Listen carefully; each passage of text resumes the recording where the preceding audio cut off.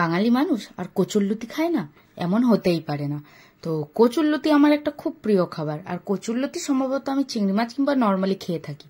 তো মা বললো যে সবসময় তো এই চিংড়ি মাছ আর এই নর্মালি খেয়ে খেয়ে একই খাবার হয়ে যাচ্ছে, তোকে না আমি আজকে বাটা মাছ দিয়ে কচুরলতি করে খাওয়াবো।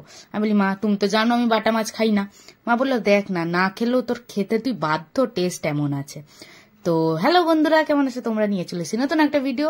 আজকের ভিডিওতে আপনাদের দেখাবো হচ্ছে কচুরলতি, যেটা আমরা করব বাটা মাছ দিয়ে, তাও আবার কিন্তু বাটি চচ্চড়ি। ভেবেছেন কোনোদিন এইভাবে বাটি চচ্চড়ি খাবেন? তো চলুন রেসিপিটা তাড়াতাড়ি করে আপনাদের সাথে শেয়ার করি। তো এখানটা নিয়ে নিয়েছি বাটা মাছ। বাটা মাছটা অলরেডি কিন্তু নুন হলুদ দিয়ে আমি কড়া করে ভেজে রেখেছিলাম। তো আর এখানটা নিয়ে নিয়েছি কচুরলতি, এটা রয়েছে পুরো দেশি কচুরলতি। আর এখানটা কিন্তু আলু আমি লম্বা লম্বা করে কেটে নিয়েছি, আর এর সাথে রয়েছে কয়েকটা গোটা রসুন কোয়া। আপনার চাইলে রসুনটা থেতলেও নিতে পারেন, অসুবিধা নেই। তো এখানটা আমি একটা সিলভার অ্যালুমিনিয়ামের বাটি নিয়ে নিয়েছি।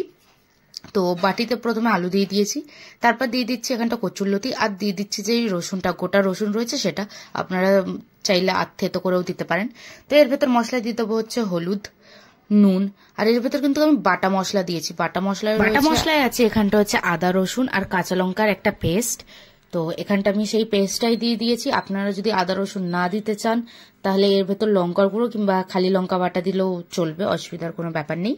আর এর ভেতর দিয়ে দিয়েছি হচ্ছে 2 চামচ মতো সর্ষের তেল, কাঁচা সর্ষের তেল।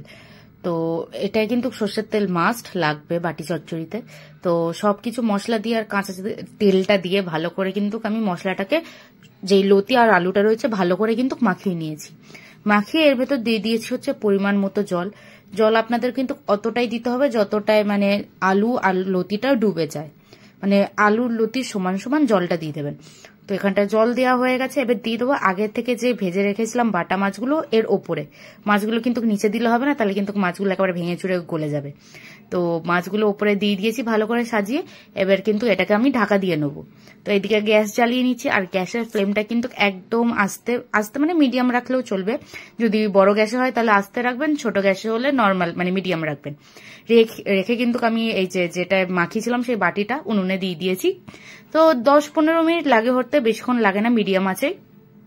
যতক্ষণ না জলটা পুরোপুরি শুকাচ্ছে ততক্ষণ কিন্তু তরকারিটা নামাবেন না। যখন দেখবেন পুরো জলটা শুকিয়ে গেছে, তার কিন্তু আমাদের বাটি চচ্চড়ি রেডি হয়ে গেছে। এটা হচ্ছে একটা মাস্ট ট্রাই রেসিপি যারা লতি খান।